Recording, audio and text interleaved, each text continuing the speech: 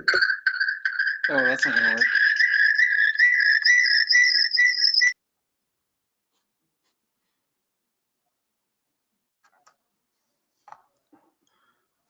Good afternoon, everyone, and welcome to today's webinar. Today we'll be exploring community roles and ecosystem building. Today we'll be speaking with Enoch Elwell. Enoch is the founder or co-founder and visionary of CO.STARTERS. Enoch frames and focuses the vision of CO.STARTERS by better understanding the intersection of economic and community development. He helps the team align on doing the most strategic and effective work to transform communities through entrepreneurship.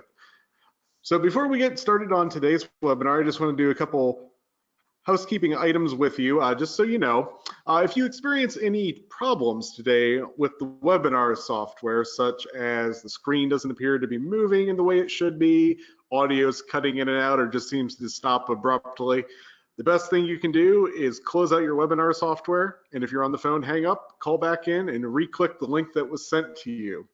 We will be taking questions at the end of today's webinar, but Enoch has some questions for you as well during the webinar, so he's going to be asking those.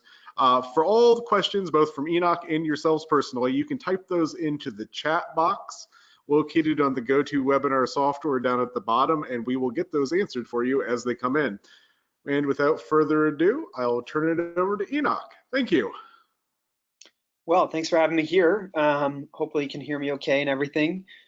I had tried to find a way to get around this chat tool and call in with my phone and set up a little echo loop for you guys, so I apologize for that. Anyway, it's great to be here with y'all. As mentioned, I've been running this CO.STARTERS thing for a little while, and the hope for today was to talk a little bit about the role that we play in our community as we do our best to try to lead our community well. And so I want to start with a little quick context and ask a question for y'all to consider as we engage in this conversation together and see where this all goes.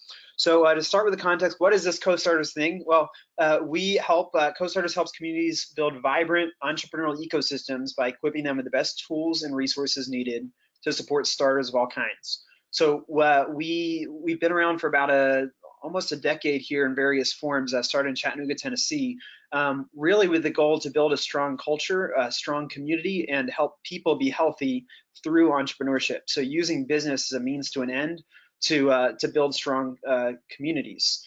That to me is something that really resonates with all the Main Street people that I've run into, where the work that you all do has a similar purpose. You see the importance of business as a way to build this Main Street culture, and you have some bigger goals than just business. It's about investing in communities, and that's why we exist. So a little bit more about CO.STARTERS. So we've been doing this work in Chattanooga. We started supporting other small communities, local grassroots leaders, and the starters in the local communities figure out how to organize and support themselves. And now we are in hundreds of communities all around the world, supporting thousands of starters everywhere. And it's just really cool because the way that all happens is by local grassroots leaders working with each other and supporting each other across this global network. So we really are honored and proud to be supporting the people in the communities who do the real work. And we just help them focus on what they do best, so they don't have to get distracted by all the boring, complicated stuff of just creating systems and structures. So here's an example of some of the visual graph of some of the communities around the world that we support. It's up to almost 200 communities now. We can't keep our graphics up with our growth. So the idea behind all that we do, and then we're going to get to you guys here in a second, is kind of three major concepts. Investing in people. It's all about people being healthy, people finding who they should be, and being whole. We really believe that's the core of any of the work that we do. With community being the key way in which we live that out, community first. How do we come together to help each other figure out life and business and our community success? And then finally, the third kind of tenet of all our work with CO.STARTERS is keeping things as simple as possible, not adding any extra MBA speak that's unnecessary, not adding any unnecessary hoops or just jargon that gets in the way of the core of what needs to be done. So with all that, we've worked with grassroots leaders everywhere, communities everywhere, and there have been some common themes that I want to talk about today when it comes to our role in a community. And I guess if you could just drop your response into chat here, what I've found at least, and I'm asking this question to y'all as well, is so often the people who have been doing some of the best work to help a community support itself, to help a community come together and rally together, are essential, important pieces of the fabric of a community. I think many of them on this call probably are those community leaders, but the common theme that I've been hearing is just this, idea of wearing too many hats, being too overextended, being, looked on for everything. So my question is, right now, how do you feel your role is in your community? Do you feel like you're wearing too many hats? That's a simple yes or no question. Do you feel like you're, single-handedly responsible for too much or for a lot of what's going on in the community? Do you ask yourself, if I don't do this, then nobody else will. I've got to, right? Or maybe are any of you celebrated as like the leader, right? Everybody looks to you to get everything done. They know if I get in touch with this person, they're gonna make it happen, which feels great, I think, at first, but then after a while, you're like, oh boy, it's me. It's just me. What about the other people? I've got a lot on my shoulders, and I've got a lot to do, and I've still got a personal life too, right? So I'm trying to see if I can find the chat here. I'm still working out the system here. In the chat, go ahead and if you can just drop in there, how much does that resonate with you? How much of that is you? Let's see, I'm gonna see if I can find the chat here.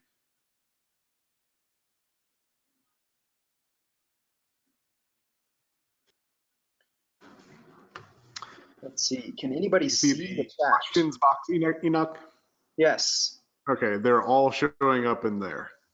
Okay, they're coming up in the questions box. Yep. Let's see. Well, maybe my, okay. I'm gonna do something risky. It might make the screen go away, but we'll bring it back. Okay. Questions. Okay, I can see the questions box, but I don't see any responses. Interesting. Okay. I can read them. That is fine. So our answers are yes, trying to save our community center and trying to bring the blue zones to our town. Too many hats, yes. Not enough business owners, but very active in community organizations, and 100% were the responses. Okay, all right, so we're tracking a little bit. Okay, good. I feel the pain. I've been there myself. I still end up in that cycle a lot myself. My hope is that today we can talk about that a little bit more and hopefully find a place where we have some better space personally, but also the community moves forward in a better way. So, do more, the community doing more with us, maybe doing less. That's the goal. So with that, I think the first question that I want to get into is, title of this, community roles in ecosystem building. We got to take a second and stop and talk about what is this ecosystem building thing. It's a kind of a new buzzword, I would say, that turned into a buzzword before it even had much meaning or was well understood. So I want to step back and define terms a little bit, right? So this idea of ecosystem building, sure, it's a fancy new word, but really it's all the stuff that we know matters particularly in small communities, the communities that we work in, because when it comes to, I guess, the ideas of economic development, how we do economic development specifically, there has been, I guess, maybe a few steps away from looking at the holistic community approach, focusing specifically on, recruiting large business or retaining large business, and I guess the other part of just kind of building this kind of community fabric that helps nurture small businesses or nascent businesses or businesses that haven't even launched yet. That is part of this concept of ecosystem building, building a culture or a context that gives emergent businesses a kind of a healthy place to live and grow. And so the idea behind that I think is important before we talk about roles, because there's a little bit of a shift in language even around what are we talking about when it comes to business, when it comes to community, when it comes to even the roles that we play. And this idea of shifting to a language that is more comprehensive, looking at an entire community ecosystem as opposed to just one piece of a community, I think is pretty important. So first, what I want to say is this idea of looking at an ecosystem means we're not just looking at established business, and we're not even just looking at Main Street. We're looking at all the different pieces that interplay across the wider community, where it's helpful to maybe reframe, instead of thinking about industries or types of entrepreneur, it's helpful possibly to look at these elements of an ecosystem on the slide here. There are entrepreneurs, people who are looking to start and grow new businesses, the kind of the small business and nascent business community. There's also the talent that helps companies grow.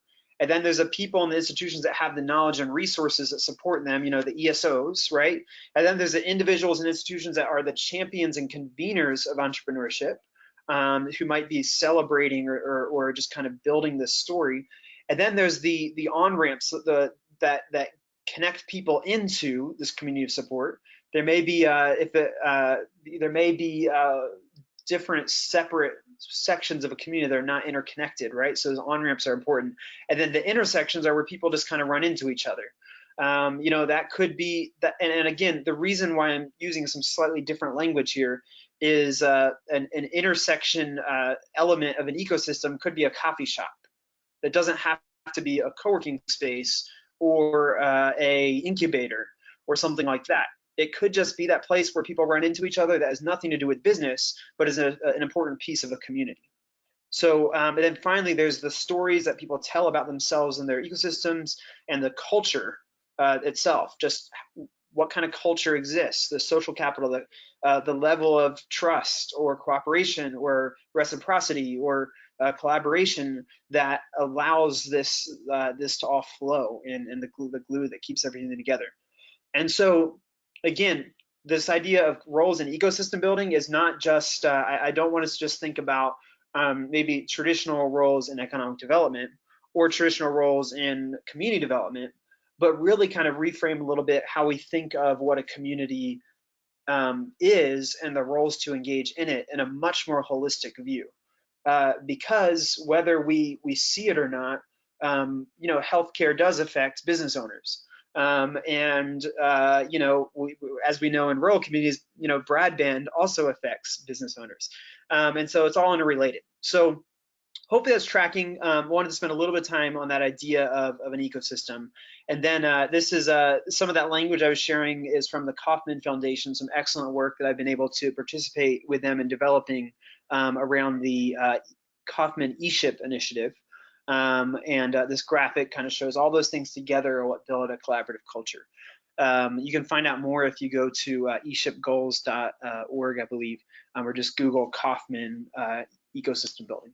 So that's the context I wanted to share. And then wanted to move into your role, right? So I asked a few questions, does this kind of idea of wearing too many hats resonate with you? And looked like we were tracking a little bit there.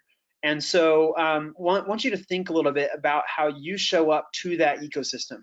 Are you playing in one very defined and specific lane? Are you, which I just want to make clear, talking about that ecosystem building approach to community, it doesn't mean that other approaches are wrong and this is the right way. It's just a different lens to look at the same thing, which sometimes is more helpful to get a more holistic view, right? And so you may be playing a role right now where you're just focused on one very specific piece of your community, and you're not looking at the whole, and that's fine. There's no value judgment there. The question is, what is the role you play, and what opportunities does that afford you in the role that you're in? And so I just want you to think for a second about how you show up to the community as a whole. Are you playing a kind of a niche role in a corner to go very deep on something that's very important there? Are you playing a kind of intersection role where you're connecting across multiple groups? Are you playing a whole bunch of different roles and you're not really sure what your role is at any given moment or day? Think about that. And then we're going to jump into the meat of our time together, which is really exploring this idea of breaking out community roles in ecosystem building. So as we go to that, this idea of community roles in ecosystem building, I want to share a little bit of a backstory on why Co.STARTERS, why we developed this model.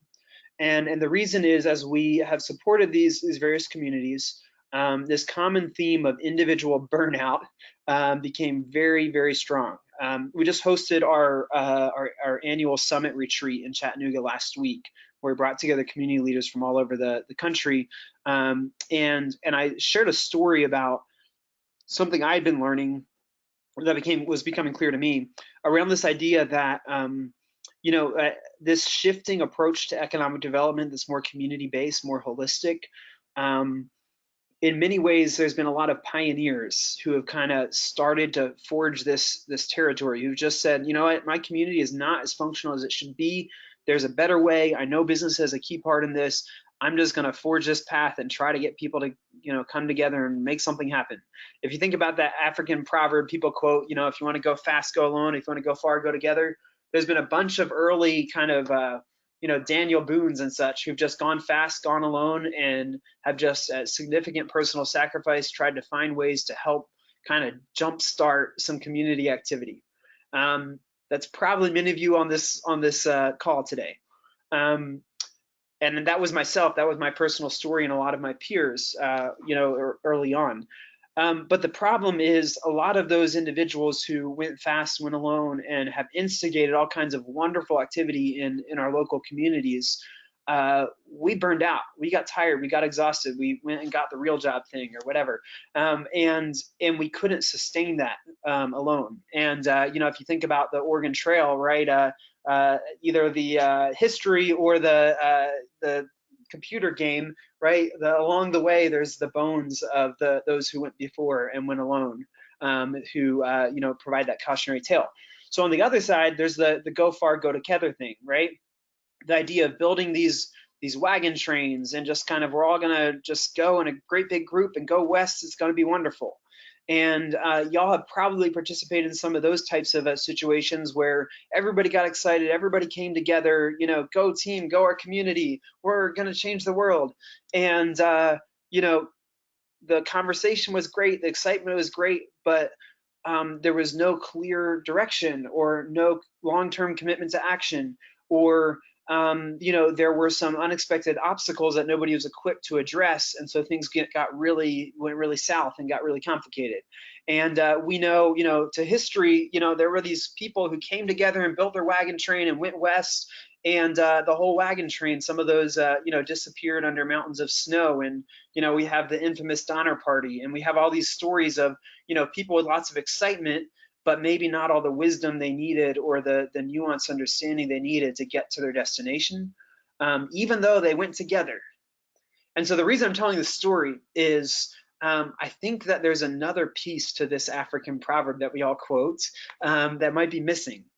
And that is, between the go fast, go alone and the go far, go together, there is, if you look at this pioneer analogy, there's the trail guide, there's the scout. And that's the individual, or really group of individuals in different specialized skills that help the group navigate the unforeseen issues, that help the group, make wise decisions. So you're not doing kind of groupthink, consensus, go team stuff all the time, and you're not just going alone either. You're doing this hybrid.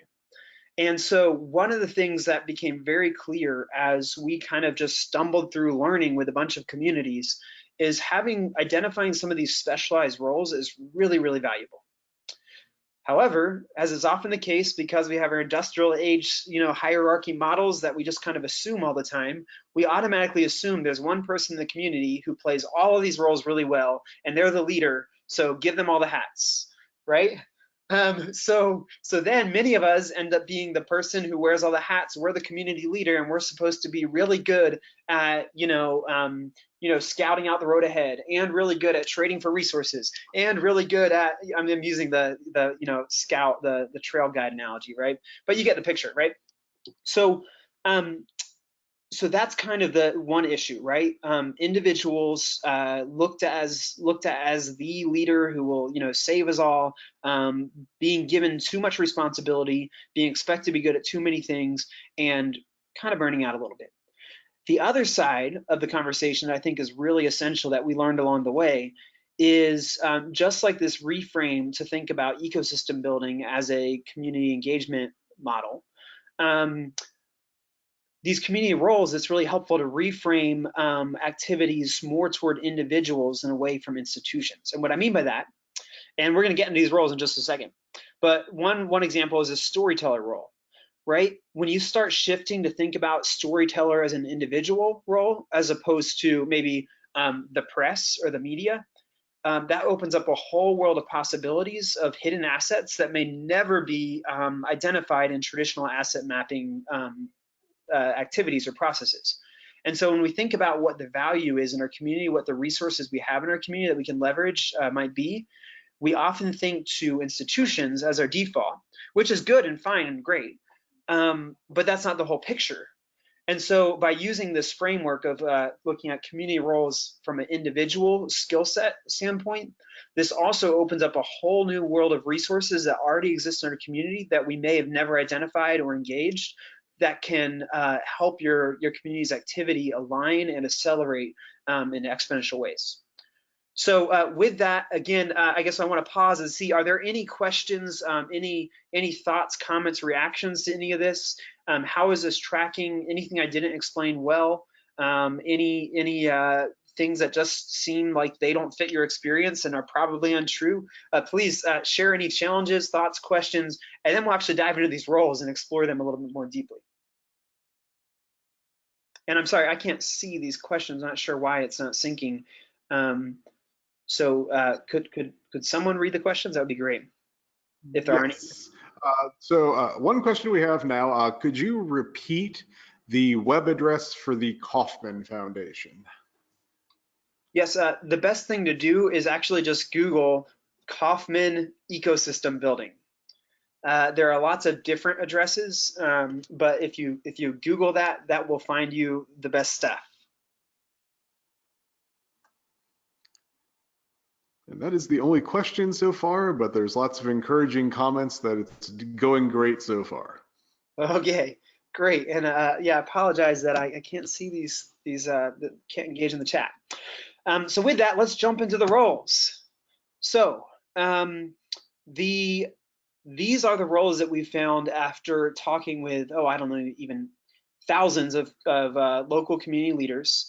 And then kind of for the past 3 years now, I've been sharing this framework as does this track with you guys, and tell me who else you should add. So we added a few, we changed a few, but this is kind of where we landed. So what I'm going to do is actually I'm going to skip ahead here and go through each one individually. So the community champion. This is kind of what we most often think of when we think of a community leader, a grassroots local leader, right? The one who's the relationship building visionary, who identifies the community's rallying flag and unifies people around it, right? The charismatic person who just gets everybody excited and gets everybody aligned. This is a very important role, but typically this individual or this group of individuals are really good at getting people excited, but maybe not so good at like follow up or structures or things like that. And so often these individuals who are so excited about championing the cause feel the burden to then do all the other stuff, and it drains on them and it wears on them, and they don't just focus on doing what they do best, just the cheerleader, right? And so my friend Greg over in Fargo is a great example of that. I think his social media is Greg from Fargo.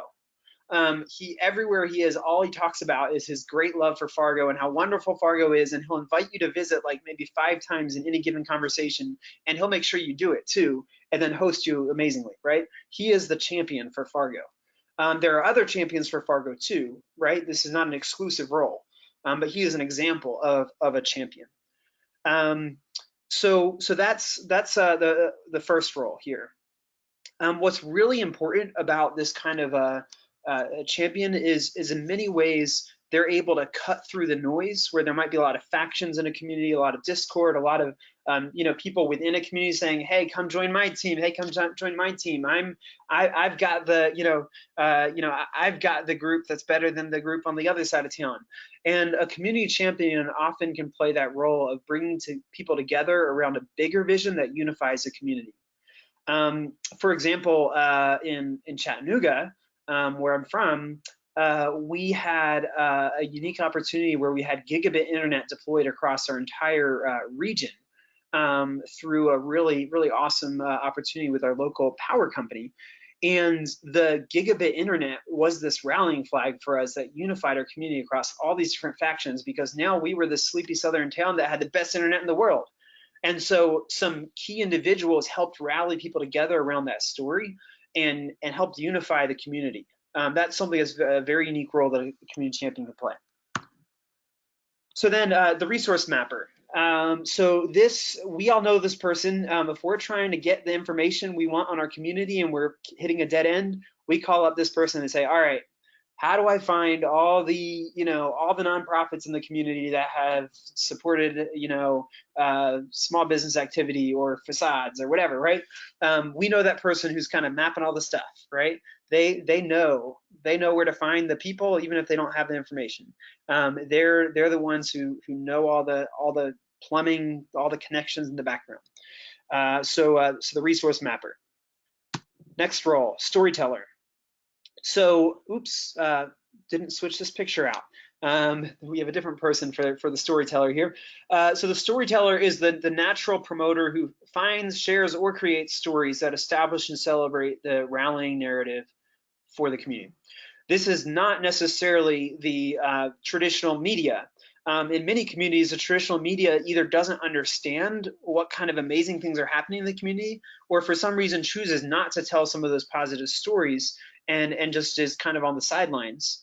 But while it's great to try to bring the media around, and sometimes they're very supportive, invariably there are individuals in the community who have an outsized reach, even if they're just on Facebook. Or even if they're just on some, local radio show or something. But they have a strong reach, they have a strong following, and they're actually building this narrative that builds up the community. And so who are those storytellers who are already building these narratives, already telling these stories? They might not have the biggest microphone, but they probably have some pretty strong influence, and it's really good to know who they are. So then there's a gate opener. And so this is a really key role. And in a second, if we have time, we can talk a little bit about ways of like levels of engagement. What I've found is it's helpful if you're engaging with a community to start with a smaller set and then find a larger set. And this gate opener is a very key role. Because in any community, for whatever reason, there are some groups that kind of already have a seat at the table that's very well established and maybe has their family name on it and is really plush and fancy. And then there's some members of the community who have never been at that table and either aren't invited or aren't welcomed or heard if they're there. And there are some individuals who see that as a problem and are doing something about it and are trying to build dialogue across groups that are not connected. And this could be, I'm not trying to obliquely pretend this is just, race and gender, though often it is. This is everything. This is anything from, the people on one side of town versus the other side of town just don't talk much because there's a river through the town, right? Or maybe it's, the younger business owners and the older business owners. There's all kinds of different groups that are disconnected. But then there are these key bridge roles who bring together conversations across disconnected groups that are very essential. Then the mad scientists. This is a fun one. So these people are probably the ones that have been annoying to y'all or frustrating to y'all, unless it's you, and then it makes perfect sense. But the idea of the mad scientist is that catalyst who just is totally confident and willing to try any kinds of crazy experiments to help build the community, do something positive for the community, but things that have never been proven, that are risky, that could fail. A lot of established organizations are never going to put themselves in the place where they might look bad, and that's fine. They've got a reputation to keep, which is why it's so essential that in any local community, you know who your mad scientists are, who are willing to, they don't care about the reputation, they just want to try things and see what happens. That is so valuable to be able to have that type of activity in your community and embrace it for its value instead of just be frustrated by some of the chaos it causes. So then there's the action driver. And we probably know this role most by it being missing in so many meetings, where you get all the community leaders together in the room and you have a great planning session. Everybody's excited about the future of the community. This is great. We're excited. It's going to happen. But then nothing gets done and nobody took notes. And the follow-up from the meeting, a month later, someone says, oh yeah, we met. Weren't we going to do something? Right? Nothing happens. So that role that's missing is the action driver. The person who's just focused on getting things done, who's an instigator, the elbow in the side that keeps momentum building, that spurs community leaders who are excited and inspired to action and actually accomplishing their goals. And so if this individual has been in a meeting, you know who they are. They push for clarity, they push for outcomes, they push for accountability, following up, information sharing, when's our next meeting, right? So essential for moving activity forward. Going back to the 3 roles that I think are just maybe some of the most fundamental roles for organizing a community are the champion, the gate opener or the connector, and the action driver. If you have those 3 together, you've got a pretty powerful first start to building a strong collaborative community. So then there's a Rainmaker. So often a lot of our projects are, they're great work, wonderful, great impact, but there's just no money, right? If we had a little bit more money, everything would be better. And often we kind of hit our head against the wall trying to, go to these different funders that we have no relationship with, or, try to get resources or support or buy-in, and it's hard and it's difficult. And then at the end of the day, many times it seems like, decisions that are made, we're missing some really important context. And if only those decision makers knew, the great quality of our work or whatever it is, something might have been different. Well, what I've found in the conversations I've had with many other community leaders is for every formal structure there is for accessing funding or support, or just having established leadership engage with our work, or with our collective work, there's always some influencer in the background who already has our trust, already has their ear, who says, yep, these are good people, you should support them. And for us, there's this lady in Chattanooga, her name's Sarah Morgan, and I think people call her the den mother in Chattanooga, but she knows, she knows all the people, she cares about all the people, she sees a lot of things that get missed, and when a funder is trying to make a decision, they'll call her and say, all right, is this going to be a good investment or not? You know this person, what do you think? Those are the Rainmakers, right? The people who have those relationships where they have maybe some significant informal influence in helping bring together the political or financial support needed to help activity move forward. And then the last role I want to share is the superhero. And this is kind of a bonus role. Not every community has a superhero, but if you do, you should really know if you do. And so many communities have one and they don't know it. They never really thought about it. So the superhero could be a successful entrepreneur that came from your community. Maybe they live in LA or something, who knows, but they came from your neighborhood, from your hometown, your region. Or it could be some celebrity or icon who maybe isn't an entrepreneur or business owner, but is still kind of well recognized and has a very unique national or global network that they could potentially engage back with your community. The question is, do you have that relationship with that individual, and are they connected to some of the great work that's happening in your community, so that value can be connected? Again, every context varies. Some people have this superhero, some people don't, but it's very much worth thinking, do you have that, right? So maybe for Waco, Texas, Chip and Joanna Gaines, right? Something like that. But also it could be something a little left field too. For example, Usher is from Chattanooga. And he's not really engaged much with Chattanooga, but sometimes he has. And just recently, he dropped in this entrepreneurship camp for kids in this high school that I think he had gone to that high school or something. Anyway, there was this connection that just happened. But if we were more intentional about building relationships like that, what could come out of that? So that's the superhero role. So I just went through all of the roles. I'm just going to very quickly jump back to the overview picture so you can see that.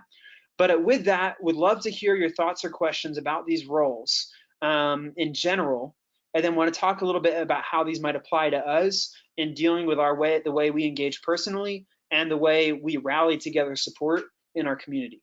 So questions about the roles, what do we got? The first question was, which were the main roles? Okay, so yeah, the first kind of three roles that I look for when I start engaging with the community are the community champion, the gate opener, and the action driver. And the reason for that is the community champion, can rally people together. They kind of generally have a pretty good lay of the land of maybe who these other roles are, and they can inspire and connect, right? But alone, nothing's going to happen if the action driver is not there.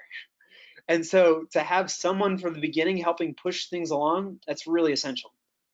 But then the gate opener, this connector, is so important because maybe the best way to say it is I've had a lot of communities regret or their regrets when they were successful or further along down the road is we didn't spend as much time as we should have building a more interconnected, diverse community as we went. We wish we spent more time building a stronger collaborative network from the beginning, and now it's really hard and we're kind of too late. We wish we'd done that differently. So that's the regret I hear. I never have heard anybody say, man, we spent way too much time trying to build a more connected community, a more inclusive community, and I wish we just focused more on getting some work done and not building a collaborative culture. And so that's why the gate opener is key. I think having a diverse set of perspectives is essential to do work that's truly sustainable. And again, that's way beyond just race and gender, even though race and gender are significant and foundational.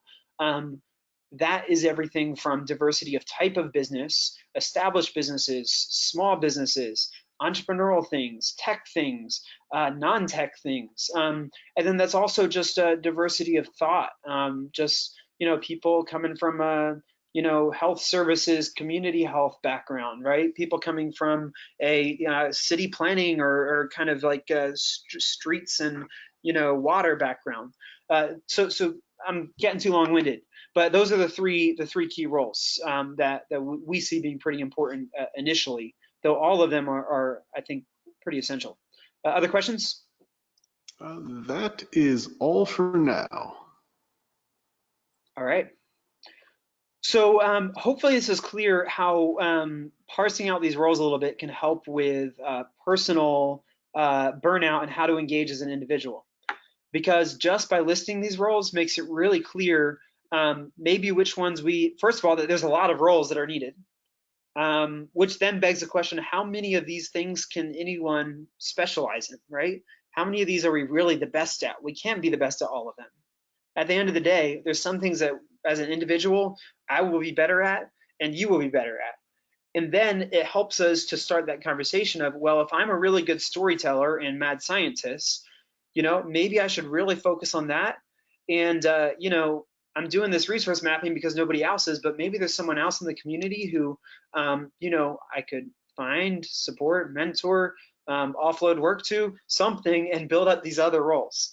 And so one of the first goals of this model is just to be able to more naturally build that conversation of, I'm one person, I have my piece, what is my role, and how do I identify others and work with others to play, to engage in this crowdsource leadership team to do this community work together.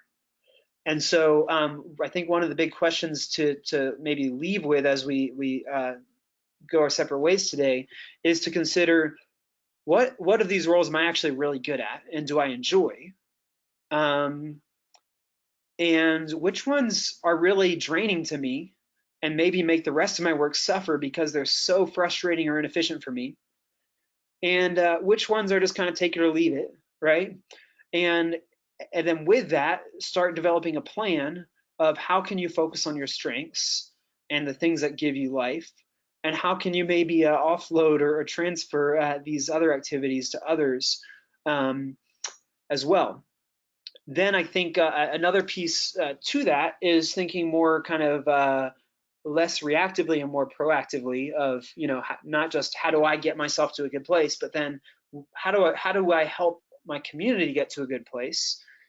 Another question for yourself as you leave this call is, who in the community is doing this type of activity, is playing the different pieces of these roles? Um, is there someone, have I thought about who plays a mad scientist role? And again, feel free to expand your filters and look beyond business or Main Street or placemaking or whatever it is that your lens is. And think, maybe the mad scientist is the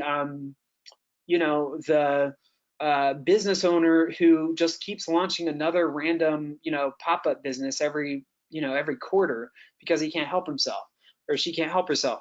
And then, I guess the other thing to think about is,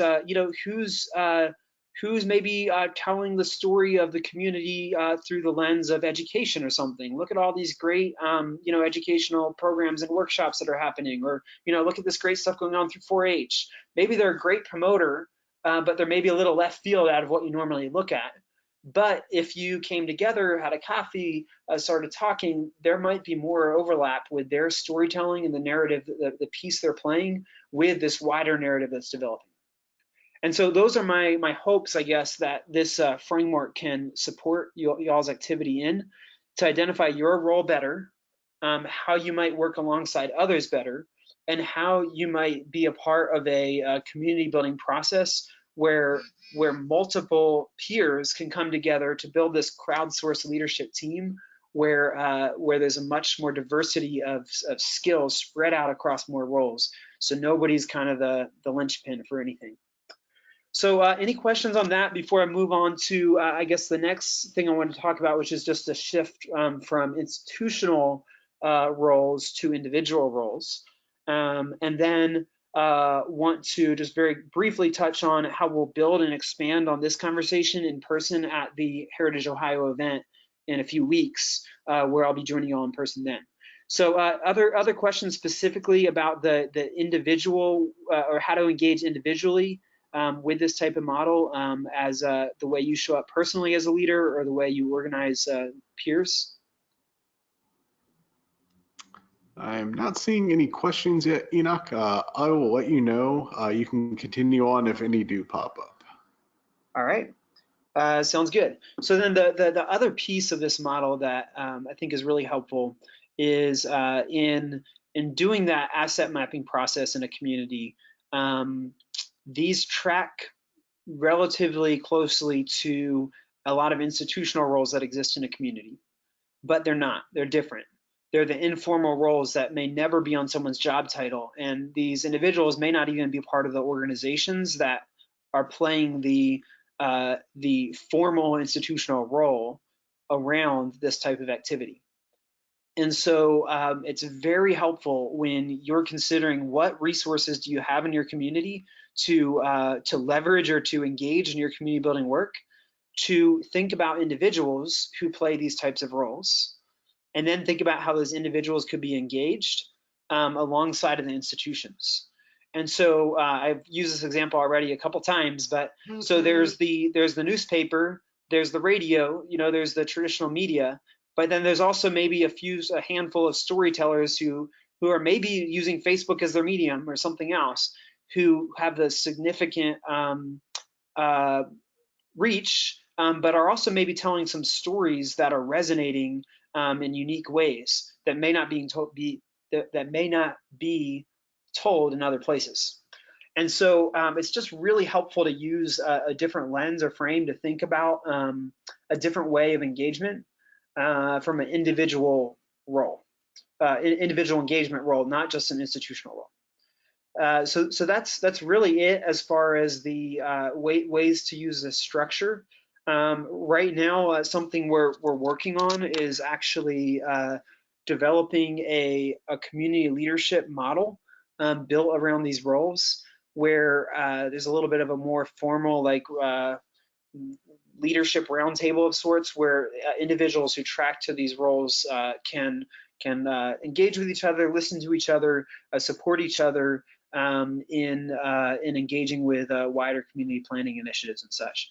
So we're continuing to build on this work, but I think the thing that I was most eager to share related to this was just to give you a tool to have readily available as you are looking at either engaging leadership in a community, or looking at the way you show up as a leader in your community, to know it doesn't have to depend on you, and there are a whole lot of there's a whole lot of value in engaging a lot of individual specialized skills together around a crowdsourced leadership group to do this work well.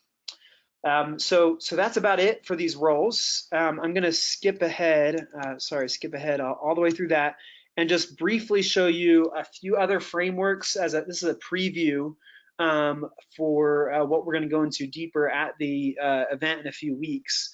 I'll be hosting an ecosystem building workshop where we go deeper into several other tools that can be used together to understand where the energy is in your community, where there's already a lot of activity, and how to build off of that existing activity, looking at the stage of growth that your community is going through. And then engaging these roles specifically in kind of rallying the local grassroots leaders and business owners and institutional leaders together to help build some strong, resilient culture. So before we jump to these frameworks, are there any other questions on the roles in general?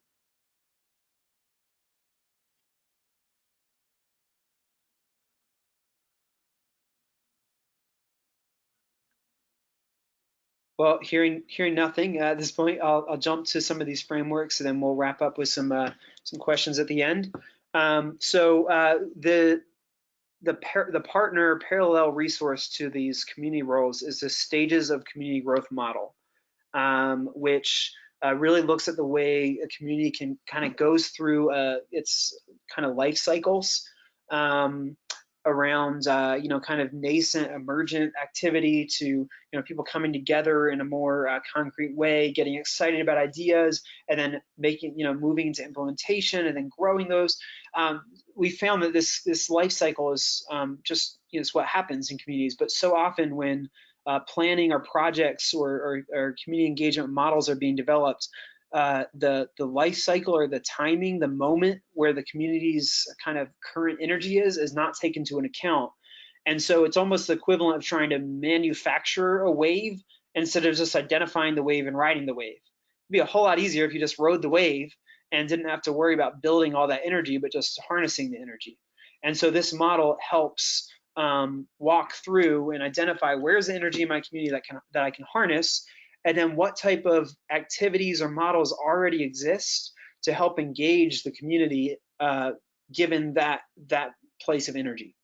So for example, if there is a lack of connection in a community, and that's kind of where the opportunity is, there's some great models that have been developed like the Kauffman 1 Million Cups program, which is pretty simple. Just come together every Wednesday morning, share coffee, talk about your business ideas. But it can make all the difference in people coming together and get connected. And so we help communities kind of figure out that process through this model. We also have developed a more kind of intuitive, user-friendly version of the business model canvas called the CO.STARTERS canvas that is great for business owners to get a better understanding of what's my current business model, how can I focus on tightening up my business and making sure it meets the customer's needs. but also we've used this model for communities to think about my community support activities. What if I looked at them in an entrepreneurial way and thought about how do I make my community support activities sustainable and impactful, and really focus on meeting my community, my community's needs, my customers' needs, right? So we take an entrepreneurial kind of startup approach to community building as well, using some tools like the CO.STARTERS Canvas.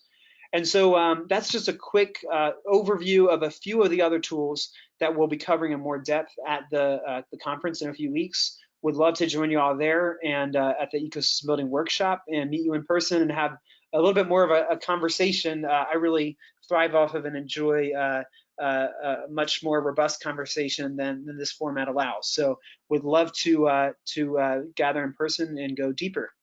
So that's all I've got for today. Do we have any final questions to wrap us up with? Thank you, Enoch. Yes, please type in any final questions you have. Just a few announcements while we are waiting. Enoch has already mentioned it several times, but our annual conference is coming up October 22nd and 23rd this year in Newark, Ohio. Enoch is going to be doing a 2.5-hour intro to ecosystem building session, and he's also this year's keynote speaker. And his keynote address is going to be focused on building communities through business. So many of you are going to be interested in those sessions. You have until this Friday, October 11th, for regular registration. Then after the 11th, the dreaded late fee kicks in. So make sure you get your registrations done by the end of this Friday, October 11th. Also, on Sunday, October 20th, we'll be having a tour of the very quirky Longaberger Basket headquarters building in Newark. That building, if you've never seen it, is one gigantic market basket designed for the Longaberger headquarters. It's only a few decades old, but after the company moved out of the building, we have the opportunity to take a kind of exploratory look to see how the building has been designed and how it's been aging. And then we'll be having a picnic outside, lots of music and food. So you can get those tickets online right now. That event, again, is in October 20th. Those tickets will be on sale for $15 online, $20 at the door, and entry is between 1 o'clock and 4 o'clock. And finally, coming up on November 18th, for any of you preservation-focused people out there, we'll be having our next historic preservation coffee that day. We'll be going to the communities of Lancaster, Athens, and Columbus that day. So you can find more information on that event soon on our website, www.heritageohio.org. All right, let's take a look at questions. All right, for the first question from Melissa, yes. The recording of this webinar will be sent out to everyone. I believe that email is going out tomorrow afternoon at 1 o'clock. So you'll be getting a copy of the recording of this webinar that you can listen to and access the slides through that. Our next question kind of takes a little bit of a different angle, Enoch. What can you tell people about, using these, types of individuals and their strengths? How can these individuals combat the naysayers in the community effectively? People that try to derail progress, the people that the only word they know is no. What is your advice upon those types of individuals? That is a really good question. I think that's very important. I should have probably brought that up in the framing of all this. And I have an opinion on this that's, I think, pretty strong. It is an opinion because there are many different ways to deal with this, right? I think maybe being a somewhat non-confrontational person, this is the way that I've found works for me and has worked for a lot of communities I've worked in. But my opinion is that the most effective way for me to engage in a community, where there are always naysayers and people who don't want to get on board and want to block something because it's new or different or whatever it is to go around, to not try to break through the wall or have the fight or whatever, but to just find the people who who are aligned with the purpose, who do care about building a community, who do care about building a supportive culture, and who want to work together. And even if that's 5 people, start there and build that culture and keep that culture, protect that culture, keep it safe so that it can grow and flourish and build. And it may mean that you aren't going to be on the main stage for a couple years, and the naysayers will be running strong. But what we found is that communities that have taken that approach, it may take a while to build up some momentum, but eventually either the work speaks for itself and it's become the work has been good and the results have been powerful enough that the naysayers don't really matter anymore. Or the work has proven itself to where the naysayers change their tune because they find it politically expedient to follow along. And so our approach has been to date generally to stick in that lane of, you could say, kill them with kindness or something, right? Always just, we're focusing on doing the good work. You're welcome to join, but we're not gonna stop to talk about it if you're not interested. And so again, that's not quite I don't think that's the exhaustive answer. There are other ways. Of course, some things need to be confronted head on, but that's one way that I found to be very helpful. And hopefully that starts the conversation a little bit. We could go much deeper. Thank Any you, Enoch. follow-up to that or additional questions? Yes, the next question, kind of going back to the individual roles that were outlined of the 8, and you kind of answered this a little bit before, but kind of restructuring the question a little bit here for this person.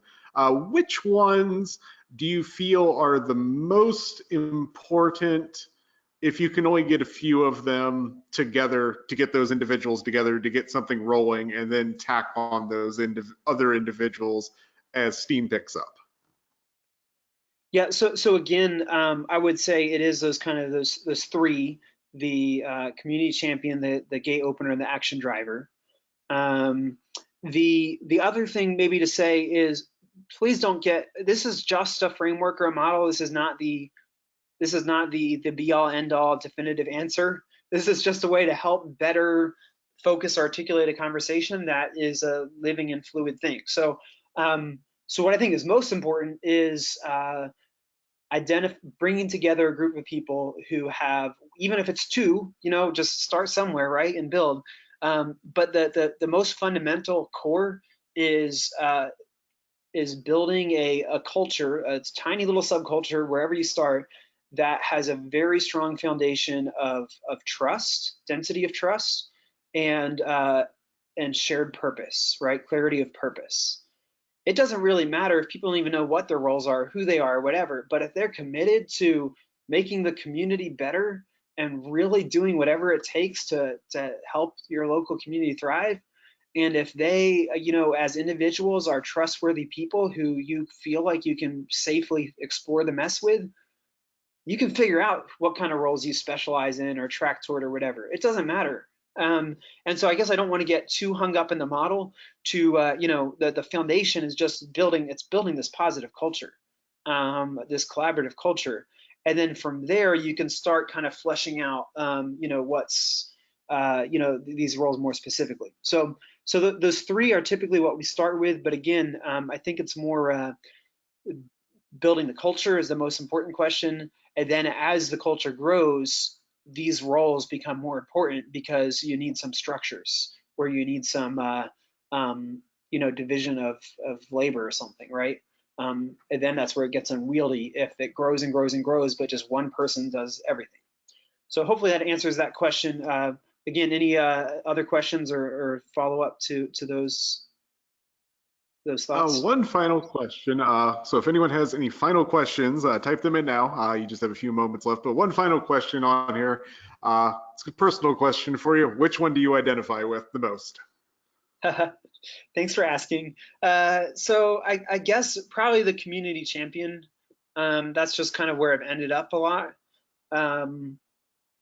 So I think that's it. I care a lot about being in that gate opener connector role a lot as well. So I'm perfectly happy if someone else is the community champion. I'd love to step aside and spend my time going deep on the gate opener role. But often I spend most of my time as the community champion. But yeah, thanks for asking. And my hope is that y'all find this valuable to you personally, and kind of think about the way you show up and maybe the things that you could offload. And would love to pick up the conversation further in a few weeks. Hopefully I'll see some of you out there. And yeah, thanks for sort of taking the time together today. Thank you, Enoch, and thanks for today's webinar, everyone. You can catch Enoch again in about a week and a half. It's getting that close to the conference, less than 2 weeks away. So we'll be talking to Enoch soon. Remember to catch his sessions at the conference. Thank you, everyone, for attending today. Have a good day. Thank you.